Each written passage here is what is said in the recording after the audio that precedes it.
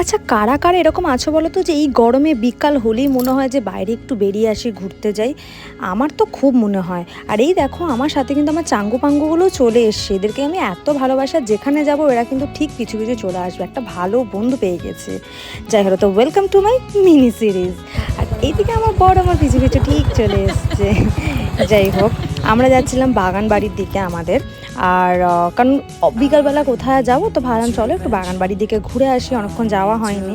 তো আমি বৌদার মেসোমশাই মিলে যাচ্ছিলাম। তো এই হচ্ছে বাগান বাড়ি, কিন্তু বাগান বাড়ি যেতে যেতে খুব অন্ধকার হয়ে গেছিলো, মানে সন্ধে নেমে গেছিলো। তো যার জন্য ভালো করে তোমাদেরকে আমি দেখাতেই পাচ্ছি না আমাদের বাগান বাড়িটা। বাট আমি একদিন না একদিন ভালোভাবে তোমাদেরকে ক্লিপে দেখাবো। তো এখানে আমি দেখাচ্ছিলাম, এই দেখো আমাদের টমেটো গাছ হয়েছে খুব সুন্দর, আর এখানে লেবু হয়েছে, এবং আরও অনেক কিছু আছে কিন্তু, মানে আরও অনেক কিছু আমাদের ফল, মানে ফল বলছি সরি, সবজি হয়, বেগুন, তারপরে উচ্ছে, শসা, অনেক কিছু হয়। বাট আমি ভালো করে দেখালাম না তোমাদেরকে ক্লিপে। তো তারপর হাঁটতে হাঁটতে আমাদের নতুন বাড়ির দিকে এসেছিলাম। হ্যাঁ, এটা আমাদের আরেকটা বাড়ি, যেখানে এরকম দোকানের মতো আছে।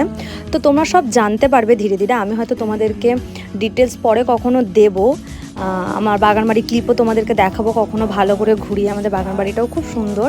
তো এটা আমাদের নতুন বাড়ির দিকে ঘরটা, আমরা এসেছিলাম একবার দেখা করতে, মানে যেহেতু ঘুরতে বেরিয়েছিলাম একটু এদিক ওদিক।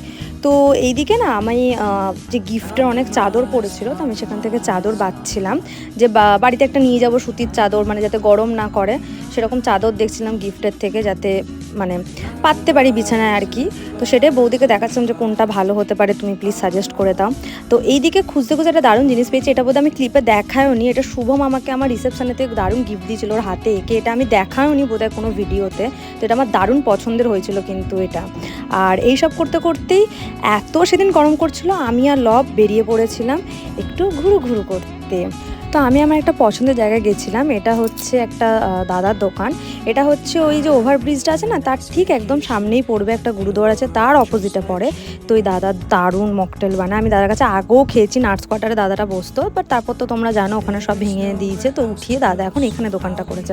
আমার এত ভালো লাগে দাদার কাছে কোল্ড কফি বলো বা মকটেল খেতে। তো আমি ফুল অ্যাড্রেস যদি তোমরা জানতে চাও আমি ঠিক দিয়ে দেবো তোমাদেরকে।